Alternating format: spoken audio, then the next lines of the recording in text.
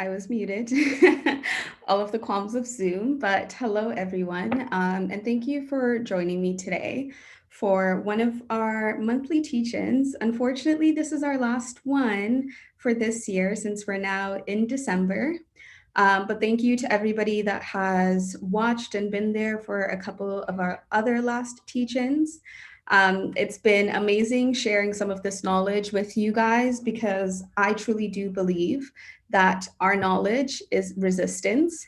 And the more that we learn about ourselves, learn about our histories, and learn about the country that we live in, the better we can be equipped to deal with the future, right? Because we can't really confront the future if we haven't confronted the past. So thank you to everybody that has found some of these conversations very useful. We really do appreciate also the feedback that we have been receiving.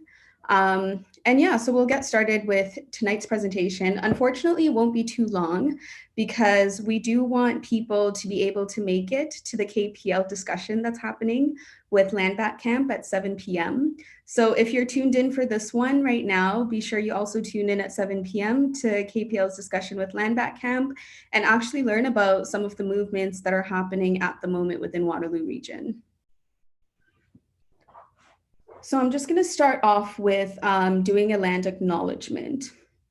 So the African, Caribbean, and Black Network acknowledges that we live and work on the traditional territory of the Atawandran, Anishinaabe, and Haudenosaunee people.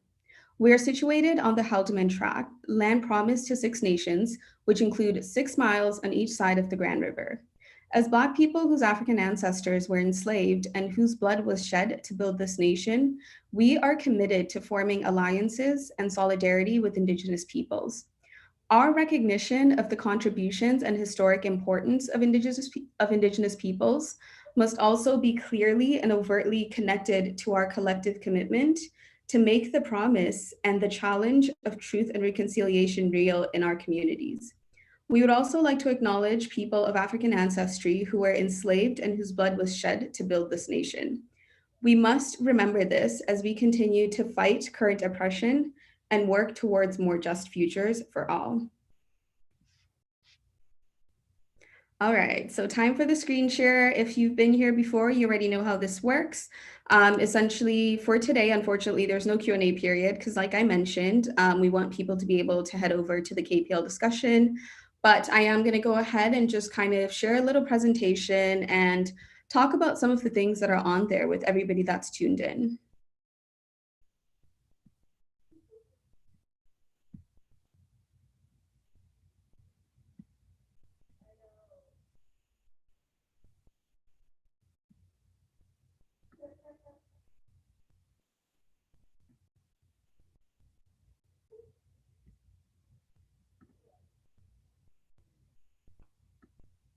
This does always take me a little bit of time because my computer is a bit complicated sometimes. So please bear with me.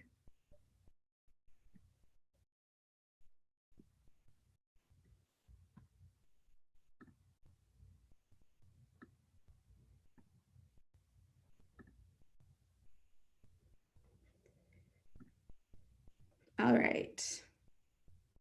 So our topic for today is institutional racism and state-sanctioned violence. So these are some words that I'm sure many of us are familiar with. I'm sure some more than others. So we're just going to be getting into a basic conversation about institutional racism and what state-sanctioned violence actually look like within our Canadian societies. So these are very basic level conversations because we want to make sure that when we're talking about these topics in the future, everybody's kind of starting off at the same knowledge base, right? And so this is why we make these very basic because we want them to be accessible and we want this to be, we want somebody that's just joining this for the first time to still be able to understand what's going on. And so a lot of the conversations that we do have are very introductory. But yeah, let's just get started and dive right into this one. So just to kind of give an overview to everybody, there are typically 4 levels of racism. So there is the personal, which is essentially private beliefs and prejudice that people have. So these are internalized beliefs that people may have. And then there's also the interpersonal, which is the expression of racism between individuals. So a lot of us typically experience this when we received direct racism from the people that are maybe like our neighbors, people that we see out on the streets, strangers that we don't know. So when we receive derogatory and racist comments, it's typically the interpersonal type. And with personal, I would say personal racism is more covert. So it's not really outwardly shown too many times, whereas interpersonal racism is the covert, right? Where you see it and it's expressed onto you. And then we have institutional racism. So these are discriminatory treatments, practices, with policies and practices within organizations and institutions. And of course, we also have structural racism, which is the systems in which public policies, institutional practices, and other norms perpetuate racial and group inequality. So there are a lot of conditions where Black people have to navigate their living experiences around varying encounters of racism, right? So it always results in unequal access to services, unequal treatment, and people occupying just unequal statuses. A lot of these institutions also perpetuate state sanctioned violence as they work for the state. So when we think about things like police brutality, unequal treatment of Black people by the criminal justice system, those are all forms of state sanctioned violence, right? As well as when we think about education and some of the educational outcomes for Black children and the hyper interactions as well that Black youth have with the criminal justice system and the welfare system. So all of these are also elements that kind of embody state sanctioned violence because these are all organizations and agencies working for the state, right? Education is a public good. Healthcare is a public good.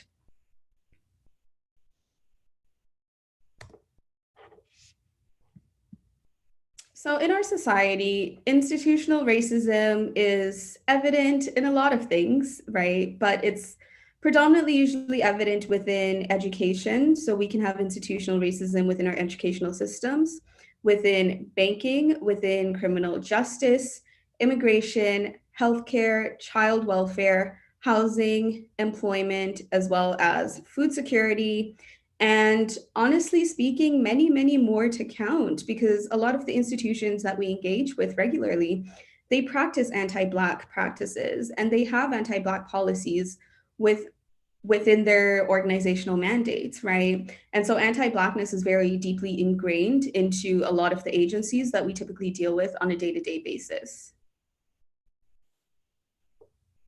I'm just going to go ahead and explain a couple of these. I'm not going to touch on everything today, but it would be a great opportunity for some folks. Maybe if you're not really sure how, let's say, institutional racism ties into banking, this can be your homework, right? Maybe take an opportunity tonight, maybe for the rest of the week, kind of looking up how institutional racism actually affects some of these things that are listed on here. Because a lot of times our brains aren't as focused on what is going on, or maybe actually not that they're not focused, but a lot of times we don't know how the ties together actually happen, right? So we may have a minimal understanding that yes, this can slightly impact this, but not really the full grasp of how things can work. So I would recommend taking some time, picking a couple of the things that you see on here if you don't necessarily know how institutions can embody anti-Black racism, and just look it up, take a look at some of the resources available on Google, maybe even like reading some books that talk about some of these things, and just broaden your education more and see how exactly institutional racism affects us on a day-to-day basis. So what I am going to touch on though is going to be education. I'm also going to be touching on employment as well as our child welfare system. As you guys may know, the ACB network focuses primarily on policing and criminal justice, health and well-being, as well as economics and employment. So last time we kind of touched on, with our last teach-in, we touched a lot on the policing and criminal justice side of things. So today, with some of the things that we have lined up, we're touching a little more on the economics and employment side of things, right? So that would be education, welfare, as well as employment itself. Now, within our education system here in Canada, Black students are disproportionately affected by educational streamlining. So, this is not only applicable to Ontario or any individual province, this is something that's seen pretty much across the board, right? And it's not even something that's only seen within Canada. Similar results are also found within the US as well as within UK. Black students are disproportionately affected by educational streamlining. So, particularly for Toronto as well as Ontario, we have a system within our education system where children, when they are in the eighth grade and they're moving on to high school, they're able to choose between two streams. So, this is the academic stream and the applied stream. So, academic stream typically prepares you for university post secondary education, whereas with the applied stream, that typically prepares students for the college education stream. Now, once a child or a student enters into one of these streams, it's superbly difficult to actually switch on to the other because of the amount of required courses that they've probably already done, which don't translate into the required courses. Let's say if you're going academic to applied, a lot of the courses you've done within the applied curriculum may not translate to the academic curriculum simply because you don't have those prerequisites. So once that decision is made in ninth grade, more often than not, it's finalized, although there are cases where people are able to switch. So in one report that was led by a York University professor, Dr. Carl James, it was found that Black students are more often streamlined into applied courses rather than academic courses. And this is all regardless of their abilities. So it found that 53% of Black students were enrolled in academic programs in comparison to 81% of white students and 80% of other racialized groups. So think about it, right? 53% of Black students are in academic programs, whereas 81% of white students are in academic programs. And 53% of Black students are in academic programs, whereas 80% of other racialized groups are in an academic program. And on the other hand, 39% of Black students were enrolled in applied courses compared to 16% of white students and 18% of other racialized groups. So with Black youth, it's not typically that, their intellect is low or that they're not capable, they can't do the work for academic courses. They are usually streamlined based on racism and bias that actually comes from guidance counselors and teachers and people that help them make and get to these decisions, right? So a student may be very well capable to actually perform in academic classes, but because of their race and because they're Black youth, the way that they're perceived automatically allows for some teachers, guidance counselors, and institutions themselves to drop them down and put them into the applied courses instead of going into the academic stream like they're capable of doing. So racial bias within the school system also negatively impacts disciplinary action for misconduct by Black students. I mean, when you think about it, a lot of students are very rowdy, right? Like a lot of children are very rowdy. And so what has been found is that when Black students are doing, or if Black students are engaged in the same behavior that their white counterparts are engaged in, they receive more severe punishment than some of their white counterparts, right? So if a student is being rowdy in class, a Black student will receive harsher punishment for that than a white student being rowdy in class.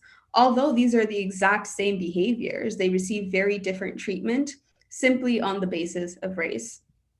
So also one thing I did forget to mention is that this presentation today is going to be really stat heavy.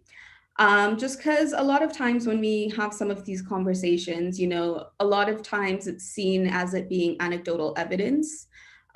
People love to say, well, where are the numbers? Where's the data? And I do want to say today I have all of the data because these things are true and they are lived experiences of a lot of Black students everywhere, right? And so about 48% of students that are expelled within the Toronto District School Board actually identify as Black, right? So think about how big Toronto is and how many students are within the TDSB. and 48% of suspensions were for Black students. I can tell you that there are not 48% of Black youth within the community in Toronto, but yet they receive the highest number of suspension with the entire school board. Now, Waterloo Regional District School Board unfortunately doesn't have data for expulsion rates, especially one that's broken down by categories of race. However, that is something I really would love to see within the region because I can I can almost foresee that the results are going to be about the same, right? We're still going to see that overrepresentation of Black students receiving harsher punishments, being expelled, being suspended, when some of their counterparts are not receiving those punishments for the exact same behaviors. So, incidents of Black youth misbehaving often don't warrant the consequences that are given out, right? So, they are met with harsher punishments than their peers. And I know I'm sounding like a broken record right now, but I really do want it to be ingrained into people's minds that by displaying the same behaviors, we're getting harsher punishments. And this is similar to the criminal justice system, right? Where it's seen that white youth are afforded grace in a lot of their cases that land in the criminal justice system. So some of the activities that they're engaged in, they're seen a lot of times as growing pains. They're a mistake, they're a child, they're still learning. This was an opportunity for growth for them, right? Whereas when Black youth interact with the criminal justice system, harsher punishment is often dished out kind of as a deterrent or as an example for other Black youth because of this belief that criminality is inherent to Blackness, right? So when a Black youth does something and they end up in front of the courts, instead of them being seen as a child, seeing, those growing pains, that mistake that was made, now all of a sudden the tune changes and it's more of, well, your criminality is inherent to who you are and it's inherent to your Blackness. So to be able to deter that criminality for yourself as well as for other Black youth that look like you, they're going to receive a harsher punishment, right? So they don't have that same grace that their peers are sometimes afforded. So when it comes to expulsions, prolonged expulsions also leave youth out on the streets for extended periods of time. This can open them up to more interactions with the police and, of course, creating the path for criminalization. Now, I know I've spent a lot of time talking about high schools and the experience of Black children within high schools, but I do want to point out that their experiences are not, their experiences also transcend to university, right? Institutional racism is also within Canadian university and college systems. For me personally, I spent the last 2.5, I would say, years of my undergraduate experience at the University of Waterloo, actually, advocating for the creation of a space that would address anti-Black racism being experienced by students, right? So a lot of our peers, previously I was the president of the Black Association at UW, and a lot of people were coming to us with a lot of grievances that they had with professors, that they had with school admin, where they were just experiencing racism at alarming rates, right? Even in first year residences. And they didn't know how to deal with that. So they would come to us, and we were also students, and we didn't know how to deal with that because, well, we're students, right? We're just there to learn. So we don't know how to fix institutionalized problems. And because of that, I spent the last 2.5 years of university, which are typically the hardest years and the years that determine you going to post-grad and kind of what you do with your future. Those years were spent actively advocating for like an entity or a service on campus that would deal with racial microaggressions that a lot of Black students were dealing with, a lot of racism that Black students were dealing with as well. So I'm only saying this just to kind of point out the difference in experience when it comes to the university experience that we're all sold, right? Like Black students have a very, very different university experience than a lot of other racialized students, as well as than a lot of other white students, right? So we're often tasked to be doing a lot of things outside of our education because of the racism that we're dealing with, which honestly the institution should be taking care of, but there's always that unwillingness for them to want to do something. But Canadian universities, elementary and high schools in general, they all operate as predominantly white and male spaces where systemic racism is firmly rooted in Canadian, and of course, colonial European ways of knowing and acting.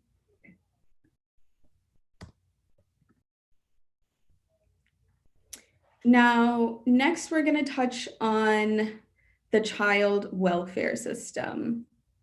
So, at the moment within the child welfare system, there is an alarming, actually, overrepresentation of Black and Indigenous youth within the system. So, once again, very stat heavy, but bear with me here. The Ontario Human Rights Commission, they found that the proportion of Indigenous children that are admitted into care only in Ontario was about 2.6 times higher than the proportion of children within the population. So what this means is that, let's say there were 2% of Indigenous children within the population. This is altogether in Ontario. If there are 2% of Indigenous children within the population, and and the amount of children that are admitted into child welfare system are 2.6 times higher than their proportion to the population, that means that 2% of Indigenous children in the population, you multiply that by 2.6. So that would be around 5-ish percent. I don't have a calculator. But yeah, so around 5% of youth then would be in the child welfare system, right? So there would be 2% of Indigenous youth in in Canadian society, or specifically in Ontario. If there are 2% of Indigenous children in Ontario, there are about 5% of Indigenous youth within the child welfare system. And that's a gross overrepresentation. Similarly, as well, the proportion of Black children that are admitted into child welfare system was about 2.2 times higher than their proportion in child population. So about similar example, if there were 2% of Black children in Ontario, that means about four and then some percent of Black children would be in the child welfare system, right? So once again, a gross overrepresentation of Black children within the welfare system. So more than half of the children under the age of 15 in foster care within all of Canada are Indigenous, but Indigenous youth only account for 7.7% of the child population. In Ontario, Indigenous youth account for about 30% of foster kids, but only 4.1% of the population. So thinking about these numbers, we see in all of the times that I've spoken that there's an overrepresentation. Black and Indigenous youth are more often removed from their homes than white children or other racialized children. Now, these numbers are not reflective of their family's inadequacies, right? Because that's what someone could say. Someone could say this family was not equipped to take care of the child. That's why Children's Services had to step in. But these numbers actually more reflect the biases that exist within the child welfare system itself, right? So it's not a reflection on the parents, especially because this can be seen across the board in all of Canada. But it's a reflection on the system and how the system operates. So the numbers are replicated all over the province, all over Canada, and even replicated in America, where there's an overrepresentation of Black as well as Latino and Latina youth in the US. So Black and Brown youth, once again, being overrepresented within that system there. So these patterns exist pretty much everywhere, right? So you can't say Black families everywhere aren't taking care of their children. Indigenous families everywhere aren't taking care of the children. This speaks more to the biases that exist within the system itself. So in 2015, the Children's Aid Society of Toronto reported that African Canadians represented about 40.8% of the children in care, but they only made up about 8.5% of Toronto's population, right? So 40% of the children in care, but they're only 8.5% of Toronto's population. That's a very large percentage for them to be represented in care. So there's always a bias in decision-making when welfare workers and authorities become involved with families. Overall, there are oppressive policies, biased discretionary practices, and just a lack of appropriate culturally safe service responses by child welfare professionals when working with African Canadian children and youth, as well as their families. Now, I tend to make this comparison ever so often, but I think we're all very familiar with the history of residential schools and how Indigenous youth were stolen from their families, stripped of their language and cultures through the use of residential schools. A lot of people may think that this is something very far off. It happened in the past. It's something we no longer need to care about. But a lot of these systems kind of reintegrate into society under different names, right? Like we're talking about the child welfare system here. And if we're saying that about half the people in the child welfare system are Indigenous youth and Indigenous children, how is that doing something different than what the residential schools were doing, right? Because we're still removing Indigenous children from their families. We are still stripping them of their language and their culture, because oftentimes children that are in care are isolated from people that are their community, right? So they're isolated from other Black people, they're isolated from other Indigenous people, and they just don't have that same cultural upbringing that they would have received from their families. And there are also times when, like Western family structures are very different than other family structures that people may be used to. So having grandparents of a certain age taking care of a child, that can be cause for children's services to step in and to remove a youth or a child from that family, right? Whereas those are more non-Western ideals of family and upbringing, right? I know all my Africans out here, we all know it takes a village. That's one of the sayings that we typically have, where we say it takes a village to raise a child. So even though, family structures may seem very different than the typically recognized family structures that exist in Western society, those structures are still very valid, right? Those structures are still going to provide the child with the upbringing that they need. But instead of taking that into consideration, children are simply removed because their families don't fall into the ideological view that's been imposed in the society for what a family should look like, right? So I just want to draw that parallel that we started off with residential schools where it was very explicit that we're removing children from their homes. They're going to be stripped of everything that makes them who they are.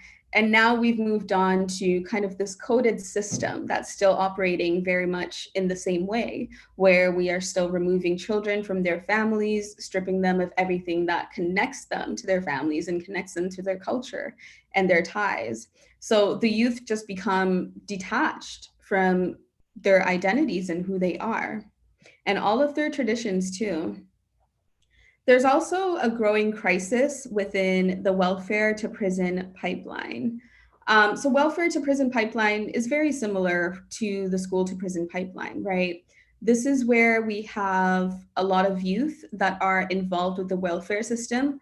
Ultimately, they may end up interacting with the criminal justice system. So, there has been a link drawn that many of the youth that do interact with child welfare also interact with the criminal justice system in the same way where we saw within education that a lot of youth that are suspended or expelled, they are more likely to interact with the criminal justice system as well. So there's a very growing welfare to prison pipeline happening right now for Black and Indigenous youth. So they are often largely overrepresented in the number of cases showing migration from the child welfare system into the prison system. Judge Brian Scully of the Ontario Court of Justice and a professor from Ryerson named Judy Finlay. So they analyzed youth that are currently involved with both the welfare and the justice system. They studied about 28 cases that happened in Toronto, so those ones were followed. And from those 28 cases of youth that were interacting with both the welfare system and the criminal justice system, 16 of those youth were Black, right? So out of 28 children that were interacting with both child welfare and the criminal justice system, and essentially they were making the transition from welfare to criminal justice system, right? 16 of those children, right? Maybe saying youth kind of removes the realities of what we're talking about here, because youth, I'm sure, can also be people that are older, but we're literally talking about children that are migrating from the child welfare system and going over onto the criminal justice system. And it's very alarming at the rate that this is happening and how little action is actually being taken to counter this, because our children should not be interacting with the criminal justice system simply because of their involvement with child welfare. So there has to be a lot more attention paid to vulnerable youth that have to face further degradation by being fed into the prison pipeline. So we really have to do more by our youth in terms of taking care of them and making sure that they have the supports that they need when interacting with these systems, to ensure that they don't fall into that welfare to prison pipeline, right? And to ensure that they don't fall into that education to prison pipeline. So we really do need interventions in place to take care of those youth. And I've already mentioned this, but it doesn't really hurt to mention it again because it's something so deep and so pivotal. But the welfare system doesn't work to maintain the culture of youth that are living in care. So if you have about almost half of the youth in care right now, they're Indigenous, and then about, let's say, a third of the youth in care, they are Black. You take a look at the people that actually work within family and children's services. More often than not, all of those offices are going to look very white. They don't look at all like the children that they're representing, and all of the families that the kids are going into as well. They don't look like them. A lot of those families are also going to be white. They're going to be non-Black as well as non-Indigenous families that they're placed upon. And so once they're removed from their family unit and placed onto these other families, they no longer have those connections to their culture or to their traditions, right? So they lose a lot of what ties them to who they are and their identity and their cultural identities. Now, you can all take a look at these two data sets that we retrieved online. But the first one on the left there kind of talks a little, well, both of them actually just talk a little bit more about the overrepresentation of Indigenous children that are currently in care. But the one on the left also talks a little bit about the overrepresentation of Black children that are in care. So on the red there, just kind of explaining the legend and how to accurately read the graph. So in red, we have the percentage of children that are in care, whose parents and or ancestors are from this background. In the gray, you kind of just have the population that they are within society. And then in blue, so the large number on the blue there, right beside the graphs. So that one is how many times more a group in care is overrepresented, right? So take a look at First Nations. That number should be shocking to everyone, as well as Inuit. Now, First Nations, they're about 2.5% of the population. However, around 23.33% of the children that are in care right now are First Nations. So that's about 9.3 times their number within the population. That's a very gross overrepresentation, as well as with Inuit children, where they're 11.3 times more represented. Now, the graph on the right there, the little pie chart, that one talks about the same thing, but it's more generalized and it doesn't break down kind of the Indigenous tribes and nationalities. So once again, you see that Indigenous folks and Indigenous peoples are a very small percentage of the population, largely, of course, due to colonization. But they're very overrepresented in child welfare. A lot of Indigenous children are currently with the system and they're not with their families. And this is why I drew the parallel earlier about previously we had the residential schools, right? Everybody said it out loud. Everybody knew what the residential schools were doing. But now we have the child welfare system where it's a little bit more undercover, still about operating in the same way and doing the same things. But now it just has a different name and it's been transformed to being the child welfare system.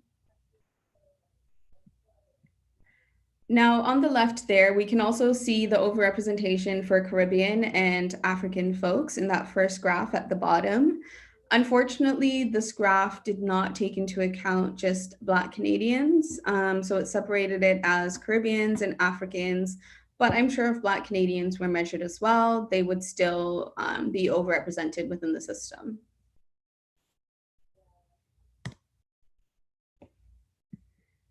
And next, we're going to be moving on to employment, but I wanted to bring up this little chart that I'm sure everybody knows about, right? We all know that as a Black person to a white man's dollar, you earn significantly less. So if you can see here, you earn about 80.4 cents for a white man's dollar. And I'm also sure this is a representation for Black men, because as Black women, we earn significantly less than Black men within our society too. But we can also just see just how being racialized, right? That one aspect on its own that greatly impacts your economic prosperity, because just by your race, you are now qualified to receive lower wages and lower pay from the jobs and positions that you occupy. And just economically, Black people continue to be disadvantaged by policies and decisions that place them in chronically undervalued occupations, lower wage positions, as well as perpetuated employment discrimination. So the disparities for Black identifying Canadians are very evident within wages, benefits, and employment security, right? So our wages lower, our benefits tend to not be as secure or not be as more wholesome or fulsome, actually, as white people, as well as employment security. Retention rates for Black people within the workforce tend to be low. And there's also active labor market exclusion for Black people. So let's jump back into the statistics, right? Because, like I said, very statistic heavy. Now, according to Statistics Canada, second generation Black Canadians earn on average 10 to 15% less than white Canadians, right? So we earn about 10 to 15% less than white Canadians. The unemployment rate for Black Canadians is about 12%, while the average unemployment rate for non Black people is around 5%. And I think that's a very big difference in number, actually, because if the unemployment rate for Black Canadians is 12% and the unemployment rate for non Black Canadians is 5%, there's a very big difference between those numbers. A lot more of our people are unemployed. And also Black youth that are aged between 15 and 24, they tend to have an unemployment rate that is double that of Canadian youth as a whole. So again, very, very, very problematic.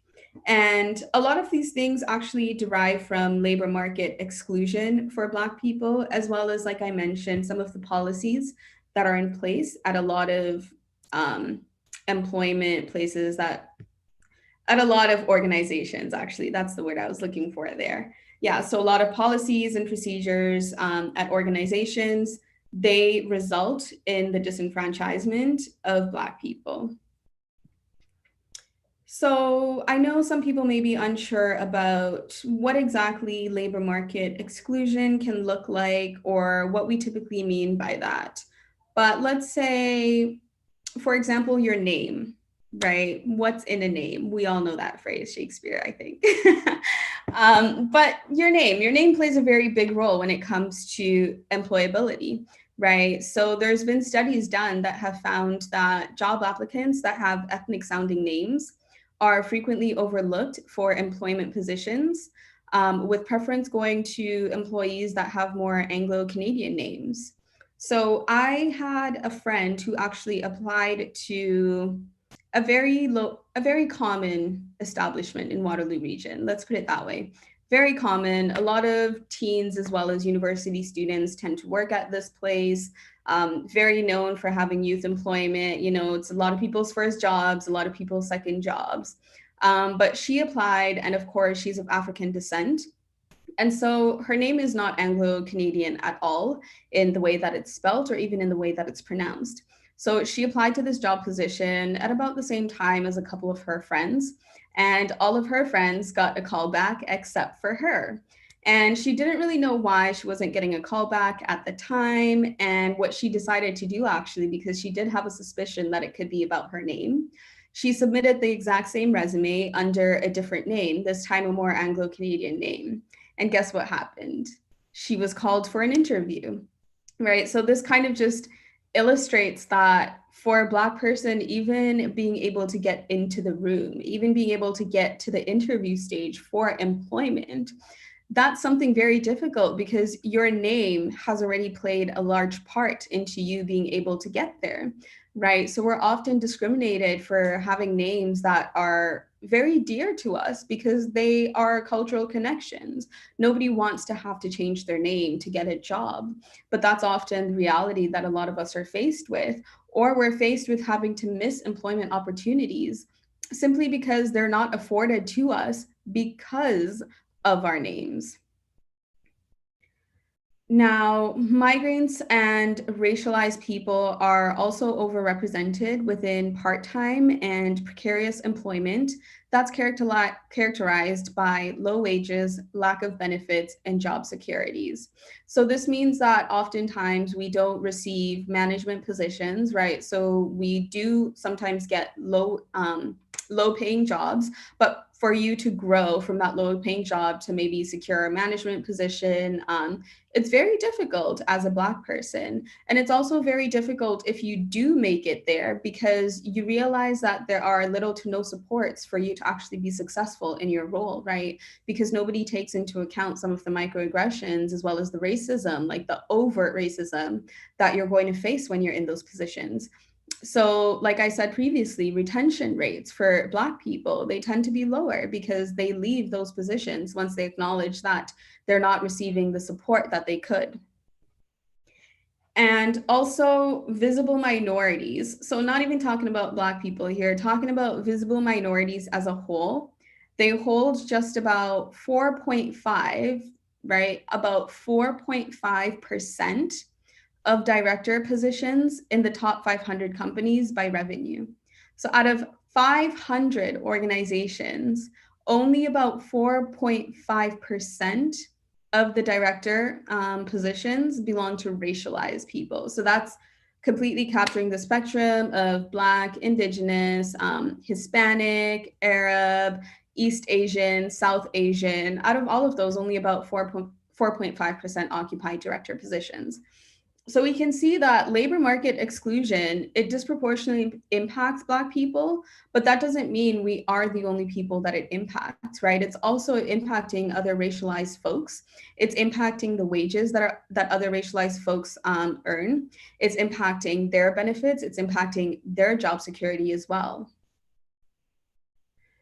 Now, at this point, we've talked about education, we've talked about welfare, and we've talked about employment. So I hope by now that everybody is able to notice the patterns that are going on, right? In all of the topics that were discussed, Black people are routinely disenfranchised. And when we talk about institutional racism and when we talk about state violence, it's never just about one single organization or one single institution perpetuating anti-Black violence or anti-Blackness and anti-Black policies, right? It's about a multitude of systems that are always in constant interaction with each other. And what I present to you right now, it's not the fanciest thing on earth, but it definitely gets the point across. And that is my little chart here. So my little DIY chart of interactions, just to kind of illustrate to everybody that, just to illustrate to everyone that none of these things happen in isolation, right? They all feed into each other. So what happens with a Black youth's education also impacts what happens with their employment, impacts how they interact with the justice system, also impacts their health and well-being. So when a youth's education or a child's education becomes disrupted, this can lead to interactions with the justice system. So that's kind of the first arrow going from education to the justice system. And similarly with welfare, like I was talking about earlier, when a Black youth becomes involved with the welfare system, their potential to be thrown into the justice system drastically increases. And so you can see that welfare to justice system, those are very deeply connected. And once there has been an interaction with the criminal justice system, unfortunately, their employability actually decreases very, very significantly. This means that after you have a record for doing something, after you've been in jail and incarcerated for some time, your likelihood to find employment is going to be very, very, very low. And so that's how the criminal justice system as well as employment interact. And we also have child welfare interacting with education, right? If we have a child that is in the welfare system, this also causes disruption to their education. So it has been found that children that are within the welfare system, their educational outcomes are also lower than children that are not involved with the system. And the reason why I wanted to, and of course, all of these very heavily interact with a person's health and well being. So the way that you interact with some of these different systems greatly impacts your health and well being as well. And the reason why I wanted to show this is because a lot of times we think it's all about dealing with one thing. It's all about fixing one thing, but we don't necessarily look at the bigger picture and the interconnectedness that a lot of these systems have, right? So we may often say that, Black people need to work harder in school to be able to get the jobs they want, study more, get better jobs, even act better. We've all heard that if we change the way that we act and we conduct ourselves in a certain way, we're going to be able to receive more opportunities. But when you take a more holistic approach at how all of these systems interact and how, if the education system disrupts the education of a Black child, this then carries over to disruptions in other elements of their lives, right? This carries over to disruption in their employment. This carries over to disruption in their health and well-being. So it's never just about education. It's never just about welfare. It's never just about employment. We want to talk about how all of these things interact and how they feed into each other. Because none of these systems act in isolation, right? And this is the thing with state violence. It's so deeply ingrained into a lot of the systems and the way that they operate that to be able to actually tackle it, we need to look at a more holistic picture and look at how the interactions between systems are happening. Now, two other things that I'm gonna just touch on very lightly, not too in depth, that more deal specifically with state violence are immigration and border services, as well as policing. Now, with immigration and border services, we all know that Canada's immigration patterns have favored white settlers over immigrants from other nations, in particular those from the African continent, as well as from the Caribbean, right? I know there was a time back in the 1300s, I believe it was, when Wilfrid Laurier, of course, the same Sir Wilfrid Laurier that Laurier University is named after, he proposed a motion that Black people be banned from entering Canada for 1 year because, and I quote, the Negro race is deemed unsuitable to the climate and requirements of Canada. So they wanted to ban Black people from immigrating into Canada because they thought the weather was too cold and that Black people are somehow unable to acclimate to the temperature that exists here, right? So I was at a loss of words the first time that I read that, similar way that I was at a loss of words right now. But it kind of just shows you how deeply and how unwanted Black people were within Canadian society, right? In the past, even some of the visa allotments that are happening right now, we can take a look at which countries people are predominantly receiving visas from. And those are often European countries. And so people that are from African countries or even the Caribbean, their immigration is often a very different process than those that are within European countries. And their immigration process is often harder as well than those that are within European countries. Now, within policing, I would suggest if you all have not seen it yet, please go take a look at our defunding teach-in that happened for last month, because I talked very, very heavily about policing during that one. But I'm just going to touch on it lightly today, because I do still want people to know that policing is one of the biggest, if not the biggest aspect of state-sanctioned violence that Black people are undergoing today. So we already know that from surveillance, street checks, incarceration rates, pretty much the whole 9 yards, there's this constant, once again, overrepresentation of Black people within the criminal justice system, right? When it comes to which people are most often murdered by police, that's typically Black and Indigenous people. When it comes to which people are more often recipients of police violence, that is usually Black and Indigenous people. And we've seen a lot of the reports that have come out recently with Waterloo Regional Police Services, where for their use of force, for their street checks, pretty much all of the things that they're collecting race-based data on right now, there's an overrepresentation of Black people. And I feel like I'm starting to sound like a broken record right now, just talking about the overrepresentation.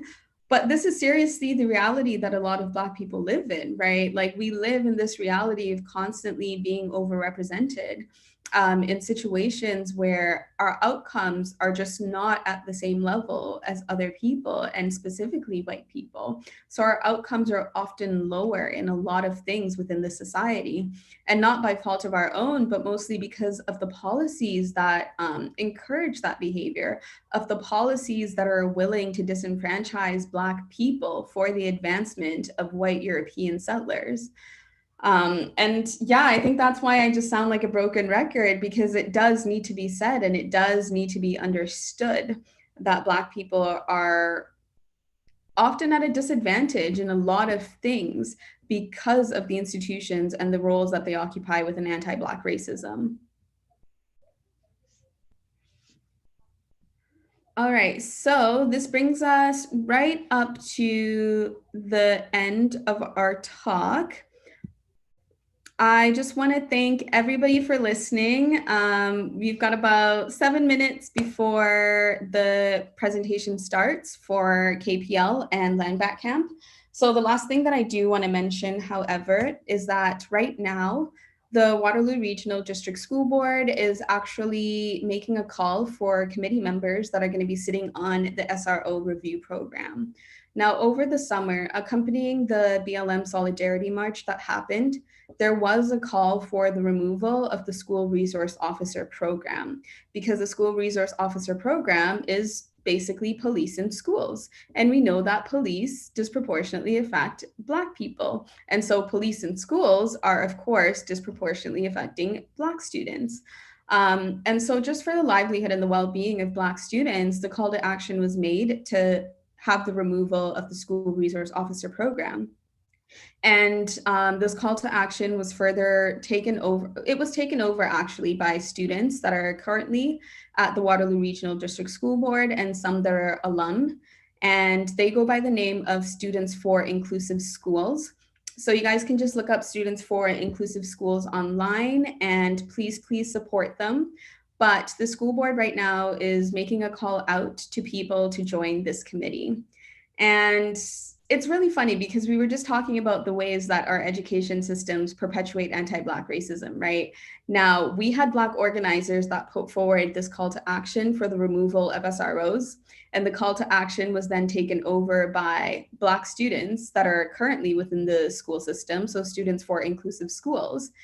But when it came time to actually make the call for people that are going to be sitting on the review board for this program, there hasn't been that same prioritization for Black people to speak on this, right? Instead of specifically acknowledging that the people that are more impacted by the SRO program are the ones that need to sit at the table determining the outcomes for this program, it has been opened up to everyone, right? So now even folks that haven't received any negative effects from the SRO programs now even sorry, I lost my train of thought there. So even people that haven't received any disproportionate impact from the SRO program, right? Their voices are going to be weighed equally than those that have. And when we talk about like using a race equity lens, right? Race equity lens means actually listening to the voices of those that are most impacted by what is being talked about, right? So when we're talking about the SRO program, if you have a committee, you want to make sure that the people on this committee are people that are most impacted by the SRO program, because those are the people you want to hear from. You want to hear how the program is not working and what can be done better, or even honestly, if it should be removed, which I believe it should, because it's not doing anything for Black youth right now within the school system. But I strongly, strongly urge all Black parents, Black students that are within the school board right now, as well as Black teachers, please, please, please apply to be on the committee for this. Because, like I said, we need the voices of people that are most impacted. And the school board, unfortunately, should not have watered this down to not make that a priority. But once again, this is the engaging in anti-Black racism that institutions continue to do. And so I truly hope that a lot of parents will be able to apply for this and just look out for the kids, because honestly, they need it. And so that is the end of our conversation here today. Thank you so much to everyone that was tuned in. We really do appreciate it. And our year is coming to a close, so we won't have another teach-in for this month. Hopefully, we will see you all back again in January. I hope everybody has a lovely holiday. Please all take some time off, care for your mental health. If any Black folks in the region are looking for some resources or they need some help, please feel free to reach out to the network.